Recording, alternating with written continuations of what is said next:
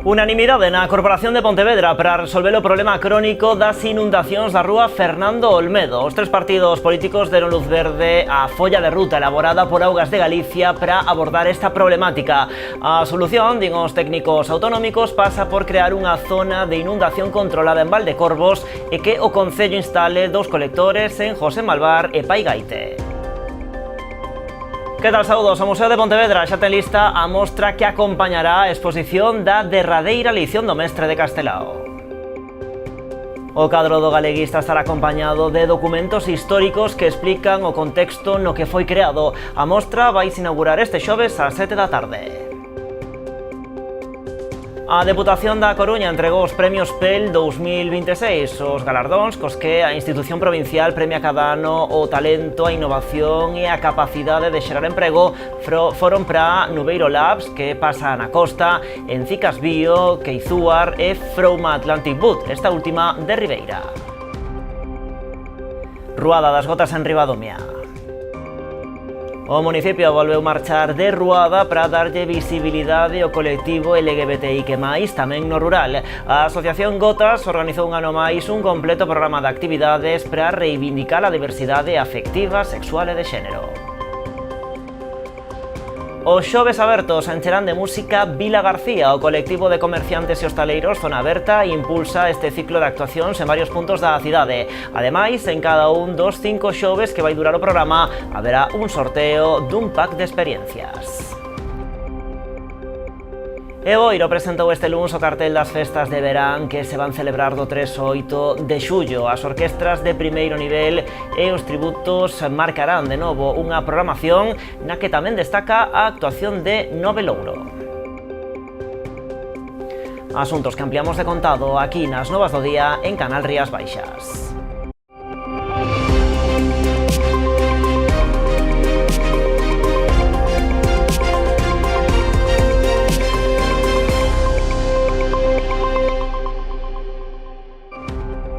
E comezamos por ese pleno na cidade de Pontevedra.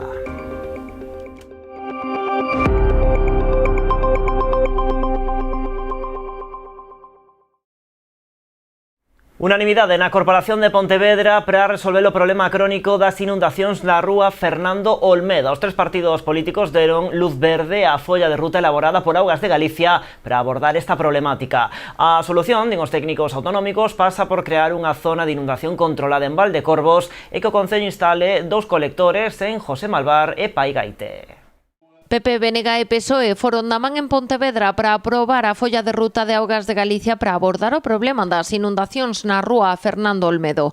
Os técnicos autonómicos propoñen crear unha zona de inundación controlada en Valdecorvos que custaría 2,5 millóns de euros e insta ao Concello a instalar dous novos colectores en José Malvar de 2,1 millóns e en Paigaite de 900.000 euros.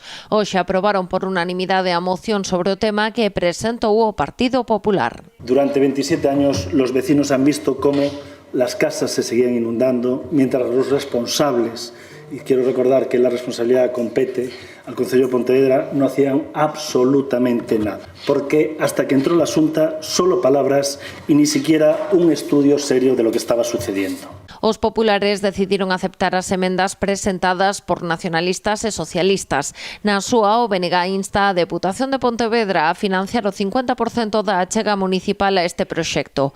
O concelleiro César Mosquera recordou que os colectores da zona foron executados no seu día pola Administración Provincial. Agardo e temos toda a esperanza en que isto sexa de verdade o definitivo e que realmente aí debaixo pois poida mellorar bastante, entón sí que sería o definitivo, porque estamos falando de períodos de retorno moi curtos, moi curtos, o sea que ninguén garantiza, o estudio da Galiza garantiza que con estas medidas que vaya a resolvelo totalmente, eso de Augas de Galicia, non dicimos nós, ahora que vai a melloralo moitísimo, sí.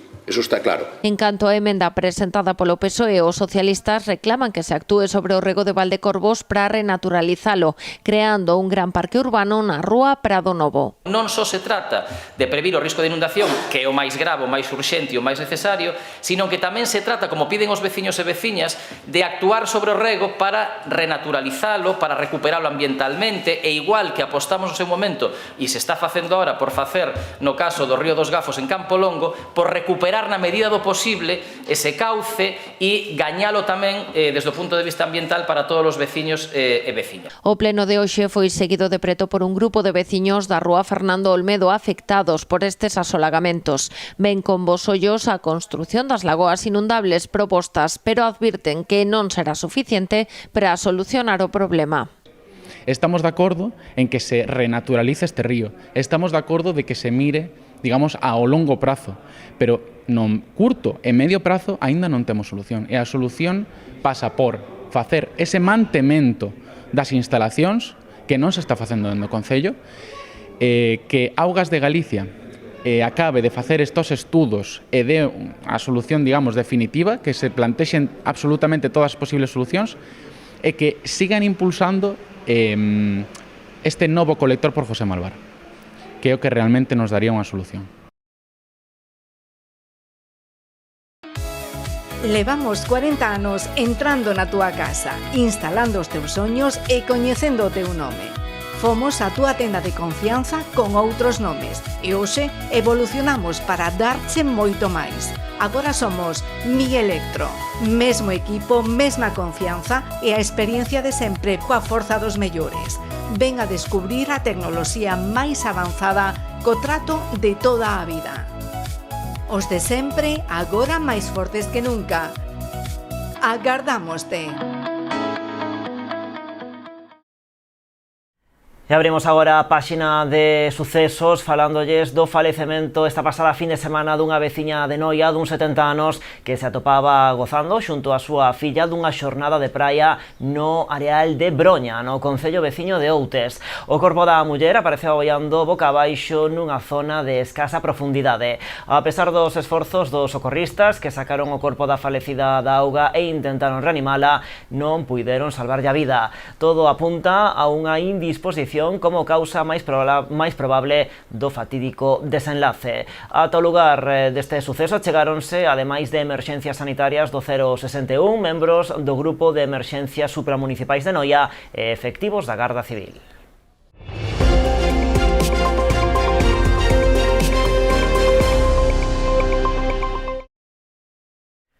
O Museo de Pontevedra xa ten lista a mostra que acompañará a exposición da derradeira leición do mestre de Castelao. O cadro do galeguista estará acompañado de documentos históricos que explican o contexto no que foi creado. A mostra vai se inaugurar este xoves ás 7 da tarde. Unha sala pequena, sobria, de paredes escuras e cunha luz moi suave é o espazo que o Museo de Pontevedra preparou para acoller a exposición da derradeira leición do mestre. O protagonista indiscutible o cadro da derradeira leición do mestre e por eso, bueno, está destacado e prácticamente solo na sala. Simplemente metemos algunhas pezas que lle dan contexto, porque esta peza hai que entendela no contexto da emigración e do exilio de Bos Aires. O cadro que Castelao pintou en Bos Aires en 1945 representando o fusilamento de Alexandre Bóveda preside o espazo. Ao seu redor poucas pezas, pero moi escollidas. A primeira edición de Sempre en Galiza e o manuscrito orixinal, o debuxo orixinal da estampa número 6 de Galiza Mártir, a derradeira lección do mestre, unha fotografía que amosa a celebración da Diada dos Mártires Galegos no Centro Orensano de Bos Aires, un exemplar do xornal A Nosa Terra e o poemario de Hernán Poza, con versos dedicados a Bóveda. Un dos reitores do Centro Orensano, Rodolfo Prada, que, como sabedes, foi fundamental porque foi despois albacea testamentario do propio Castelao e de Brixinia, proponlle que faga un cadro no que se reproduzca esta estampa e que ia acompañar o busto de Domingo Maza, que xa fixeran, xa o encargo no ano 42, que cando se celebra por primeira vez a Diada dos Mártires Galegos. A exposición permanecerá aberta dende este xoves ás 7 da tarde ata o 27 de setembro. O museo desenvolverá un programa de visitas guiadas que arrancará o sábado 4 de xullo e incluirá pases todos os mércores e xoves ás 6 da tarde e os sábados ás 12 do mediodía. Para participar é preciso inscribirse na web do museo. Eu creo que hai días e hai ás veces exposicións ou hai eventos que fican na memoria e fican na historia das cidades. Iso é o tempo que dá pouso para facer se é verdade ou non, pero eu teño convencimento de que aquí a 7, 5, 10 anos vamos a ter a seguridade, vamos a ter o recordo de que a derradeira lección do mestre Castelao estivo no Museo de Pontevedra e a xente vais acordar. A partir do xoves o museo exhibirá tamén unha alfombra de cunchas da Asociación Cunchas e Flores de Bueu. A peza reivindica o papel de Castelao na campaña a prol da aprobación do Estatuto de Autonomía de Galicia de 1936, coincidindo coa celebración este domingo 28 de xuño do 90 aniversario do plebiscito.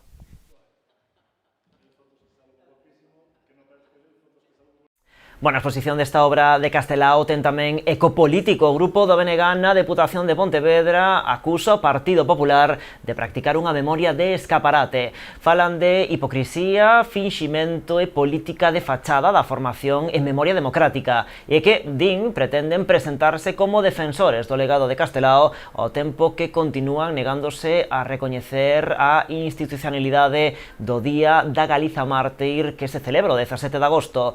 Pros nacionalistas, a inauguración da mostra o vindeiro xoves é unha escenificación simulada dirixida á galería, polo que xa anunciaron que o BNG non vai acudir ao acto. Consideran que, de estar presentes, estarían apoiando a política de memoria dos populares que aseguran é inexistente. Máis cousas, Ribeira xudica as obras de climatización do mercado municipal. Segundo indican dende o Concello, trátase dunha actuación que redundará nas melloras das prestacións tanto para praceiros como para os clientes en xeral. O custo da actuación ascenderá a algo máis de 100.000 euros.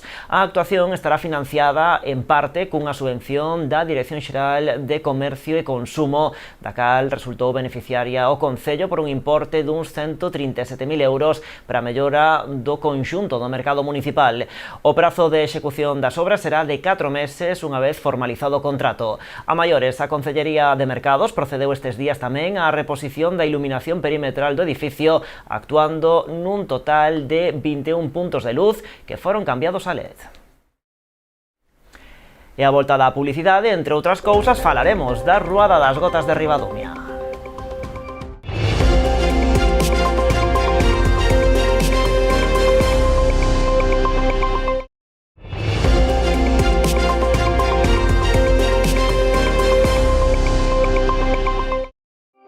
Pois aquí seguimos nas novas en Canal Rías Baixas. A Deputación da Coruña entregou os premios PEL 2026, os galardóns cos que a institución provincial premia cada ano o talento, a innovación e a capacidade de xerar emprego. Foron para Nubeiro Labs, que pasa na Costa, Encicas Bio, Queizuar e From Atlantic Boot, esta última de Ribeira. Nunha gala celebrada no Coruña Estudio Inmersivo na cidade das TIC, a Deputación da Coruña entregou os premios PEL 2026. Trátase, en definitiva, duns galardóns cos que a institución provincial pretende recoñecer cada ano o talento, a innovación e a capacidade de xerar emprego, así como tamén o compromiso co territorio das empresas da provincia. Acompañar o crecemento de proxectos capaces de xerar oportunidades aquí, no noso territorio.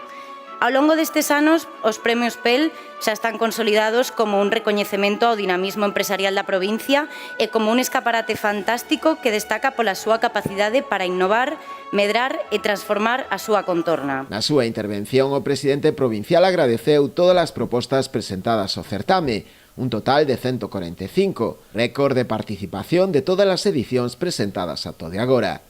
Con estes premios, segundo el, o que se busca é visibilizar e poñer en valor o enorme talento que existe en toda a provincia da Coruña. Para nós, de unha deputación que antiguamente únicamente facía estradas, piscinas e escolas públicas, pois é un auténtico orgullo poder facer cousas distintas, innovar e, sobre todo, dende o primeiro día, puxemos toda a ilusión do mundo e todas as ferramentas económicas, máis de 140 millóns de euros levamos investido nos últimos 11 anos, que se di pronto para que ninguén con talento e con ilusión por arrincar un proxecto innovador, empresarial, unha actividade económica aquí no seu territorio, tivera que deixar de facelo por falta de apoio público. Na categoría de mellor iniciativa emprendedora, o premio foi para Nubeiro Labs, empresa con sede en Cabanas. O xurado decidiu dar tamén nesta categoría unha cese á firma La Tribu Verde, unha consultora con sede en Oleiros especializada en sustentabilidade aplicada ao sector audiovisual e cultural.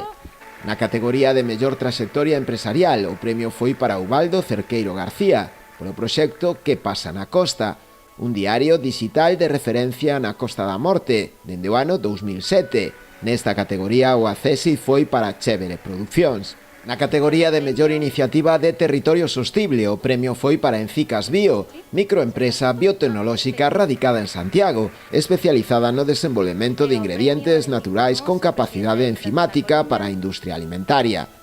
Nesta categoría o xurado decidiu outorgar tamén un accésit a Cintia Arias Ramil, polo seu proxecto Vieiteiras, unha iniciativa de produción agroecolóxica baseada na recuperación do patrimonio rural familiar.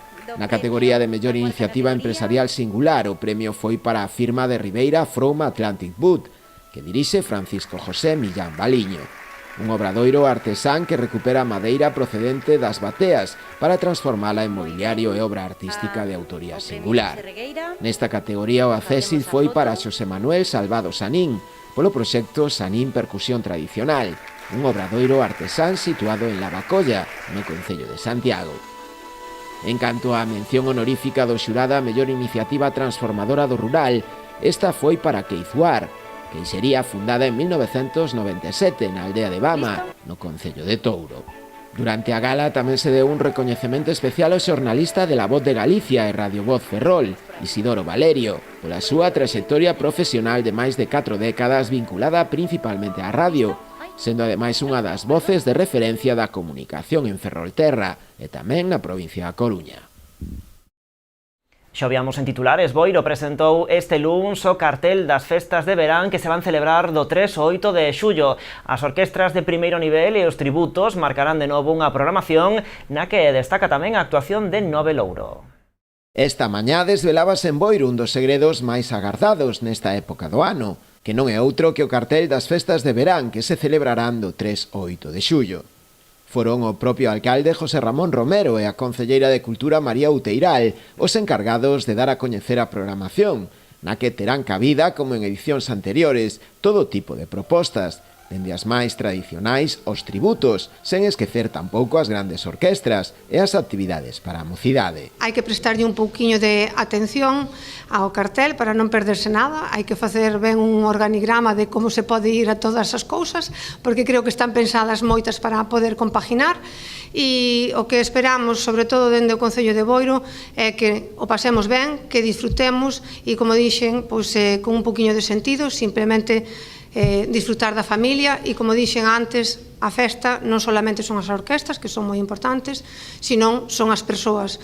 E creo que con este cartel podemos disfrutar da compañía das familias, dos turistas e de toda a xente que queira acompañarnos. Deuse a coñecer tamén quen se encargará do pregón este ano. Pensamos no pregón adicarllo a aqueles comercios que levan moitísimos anos abertos no noso concello e que todavía pois intentaron ou siguen intentando estar abertos, que é moi importante, porque sabemos que os gigantes se comen aos pequenos e nós queremos de algunha maneira facerlle un pequeno homenaxe a algúns deses que todavía siguen en pé.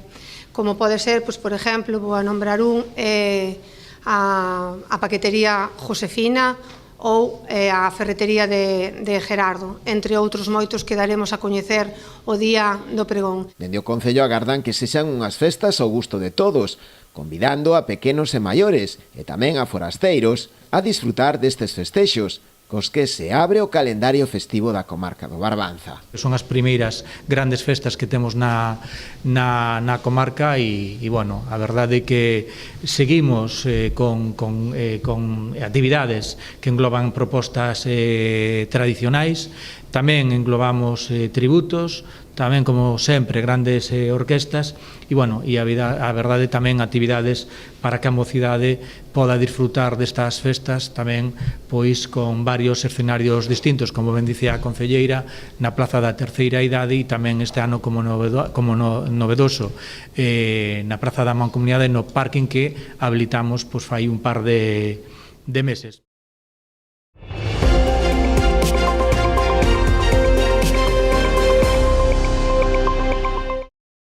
Imos ir agora coa crónica do que deu de sí a Ruada das Gotas que organizaron esta fin de semana en Ribadumia, pero antes, permítanme un intre para darlle as grazas á Asociación Gotas polo recoñecemento que me fixeron esta fin de semana nesta iniciativa, segundo explicaron, por ser un altofalante do colectivo LGBTIQ+, a través de Canal Rías Baixas. De novo, moitas grazas e, por suposto, aquí seguiremos dándolle voz a iniciativas tan necesarias como a Ruada. Unha Ruada, por certo, que volveu ser todo un éxito. Por Ribadumia pasaron esta fin de semana centos e centos de persoas para gozar da programación organizada alrededor do orgullo LGBTIQ+.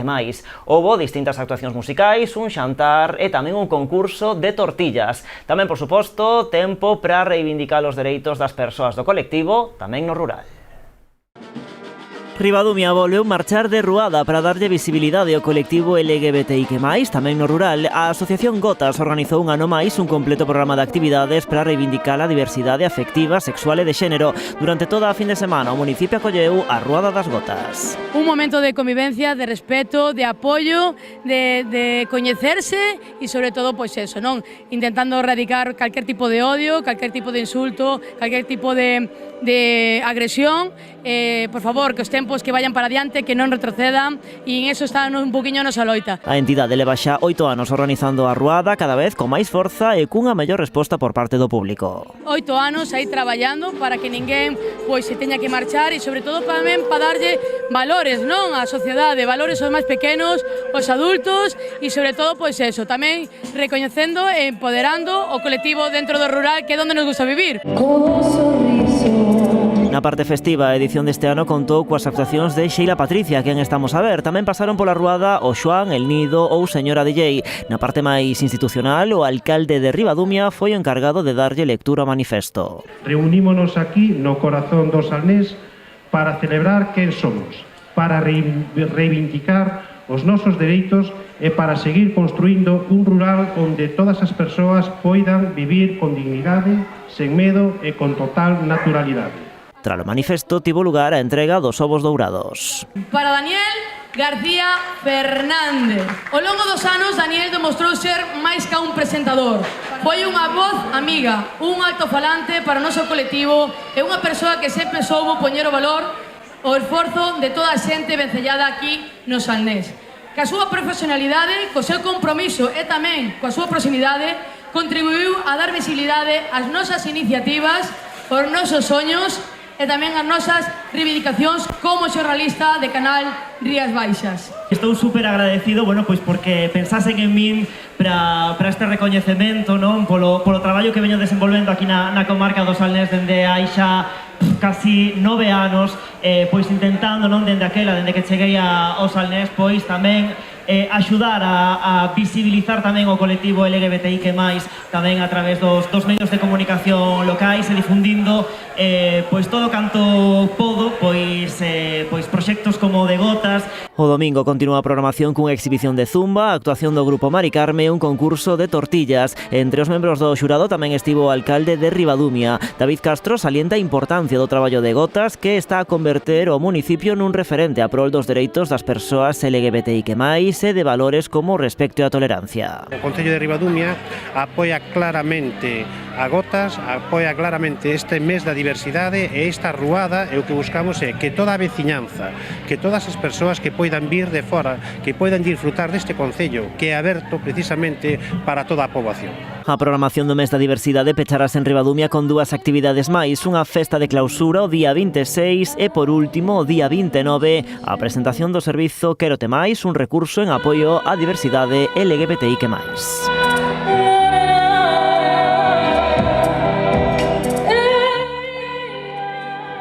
Os xoves abertos encherán de música Vila García. O colectivo de comerciantes e hostaleiros Zona Aberta impulsa este ciclo de actuacións en varios puntos da cidade. O obxectivo é dinamizar as rúas do municipio con actuacións ao solpor. Ademais, en cada un dos 5 xoves que vai durar o programa haberá un sorteo dun pack de experiencias entre todos os tickets de compra. A música volverá a ser a gran protagonista nas vindeiras fins de semana en Vila García grazas á Zona Aberta. O colectivo de comerciantes e hostaleiros organiza os Xoves Abertos, unha proposta que levará actuacións musicais a distintos puntos da cidade. Facemos unha serie de conciertos en zonas de Vila García ás 9:30 da noite sempre, máis ou menos con unha duración de unha hora, hora e media aproximadamente, e combinamos tamén con, bueno, pues con sorteos desa semana, non? O sea, recollemos os tickets das compras feitas no comercio durante esa semana. En total, o ciclo inclúe actuacións ao longo de 5 xoves, polo que serán 5 sorteos que se organicen. O que vamos a facer pois son packs de experiencias con corticata e tamén navegacións en kayaks para 2 personas, non? Sempre en parella. Os Xoves Abertos arrancan esta mesma semana nas pistas con Perfect Strangers. O 2 de xullo Algo pasa con Mary estará en Méndez Núñez, o día 9 Julia Bianco na Baldosa e o 27 de Velvel Crab en Arzobispo Lago. Unha semana antes, o día 16 de xullo, los Bigs actuarán no Castro. Somos uns chavales de aquí de Vila García que tocamos un pouco o que nos gusta a nós, facemos versións, tal, con ganas de seguir con este proxecto e nada, é que pasamos ben, eso é importante, non? Al fin e al cabo. De novo, o Concello de Vila García colabora con esta iniciativa. Unha iniciativa máis de Zona Aberta, na que estamos encantados de colaborar dentro do Concello. Sempre estamos falando do VXA 365, esa marca de Vila García que desestacionaliza ao longo de todo o ano, pero vemos que fora todavía dese paraugas, pois hai decenas de iniciativas que se fan tamén moi importantes. As bases destes sorteos pódense consultar nos locais asociados á Zona Aberta. E máis propostas en Vila García porque xa está aquí unha nova edición de Folk no Alobre. Trátase dunha iniciativa que se viña celebrando no mes de setembro, pero desta volta a organización decidiu adiantala para o 5 de xullo logo das últimas edicións condicionadas polo mal tempo. O Folk no Alobre vive ademais unha edición moi especial polo seu 10º aniversario. A proposta busca reivindicar o patrimonio inmaterial e material galego coa música propia como eixo conductor. O cambio de data ademais fai que o Folk no Alobre abra a tempada de festivais na cidade. A xornada arrancará cunha visita guiada que partirá dende Rabella coa participación de Xurxo Souto. O mediodía terá lugar a sesión Vermú con Brais das Hortas e o seu espectáculo Comisión de Festas. A continuación celebrarase o xantar con polvo, churrasco ou empanada, entre outras propostas. E a partir das 4:30 haberá un obradoiro de baile e a continuación os distintos concertos con Pés de Barro, os Demos da Petaca, Pés de Lán, os Carunchos e unha foliada libre. Construímos todo este festival dende o colectivo, dende as asociacións que participan, dende os grupos que forman parte da programación, dende o voluntariado que colabora na organización e dende todas as persoas que ano tras ano fan posible esta celebración. Porque para nós a cultura non é só un espectáculo, é tamén unha ferramenta de normalización lingüística, de cohesión social e de construción de comunidade. Non se entendería que a nosa cidade, que Vila García non aposte polo noso, polas nosas tradicións, pola nosa cultura, polas nosas romerías máis tradicionais e máis auténticas. Así que dende o principio, que xa van 10 anos, tivemos moi claro que era algo que tiñamos que apoiar. En este caso, a iniciativa, a organización, o liderado de Pés de Barro, pois respaldado, evidentemente, polo músculo económico, neste caso, do Concello de Vila García. E a Praia da Concha, tamén en Vila García, transformarase esta fin de semana para acoller a segunda xornada da Liga Nacional de Fútbol Praia. A cita desenvolverase do xoves ao domingo e contará coa participación de 12 equipos chegados dende diferentes puntos de España. Os partidos celebraránse en horario de tarde entre as 5:30 e as 8 nos dous campos que se instalarán no areal. A excepción será o domingo cando se xogue de 9:30 a 1 do mediodía. Segundo o club anfitrión, o Talitrus, o evento podería traer a Vila García ao redor de 700 persoas. Intentar en estas 4 jornadas que representa la segunda etapa, que a pesar de que vamos a enfrentarnos con quizás lo más fuerte del grupo, pues que sea algo vistoso y que la gente le sea atrayente para que en un futuro, bueno, pues el fútbol playa siga creciendo aquí, tanto en Galicia como sinceramente aquí en el Salnés. Temos que decilo, é posible gracias a ter unha playa durante estes anos que foi fruto dunha rexeneración do noso areal moi importante, que ademais é unha praia que se están dinamizando con moitísimas actividades, con hostelería. Calquera que coñeza esta praia, pois ao mellor non a recoñece estes últimos anos porque está sendo unha playa moi dinámica e con moitísima actividade. E falamos agora de vela. Este domingo procedíase en Ribeira a entrega de premios aos gañadores da 26ª edición da regata Gran Trofeo Faro de Corrubedo, regata Ramiro Carregal Rei, organizada polo Club Náutico de Portosín en colaboración co Náutico de Ribeira. Tras as dúas probas disputadas, tanto a da xornada do sábado como a deste domingo, os vencedores da xeral foron o bon terceiro de Víctor Carrión, do Club Náutico Punta Lagoa. En segundo lugar quedou o Peperetes Nortemar de José Manuel Millán do Club Náutico de Regatas de Vilagarcía e en terceira posición o Corsario Thunder de Jorge Durán do Club de Iates de Vilagarcía. A entrega de premios contou coa presenza do empresario e patrocinador da regata Ramiro Carregal Rei, que estivo acompañado dos presidentes dos dous clubes organizadores, así como tamén do presidente da Real Federación Galega de Vela, Manuel Villaverde, entre outras autoridades. E así rematamos, pero seguimos en canalriasbaixas.com e tamén nas nosas redes sociais. Como sempre, graciñas por estaren aí.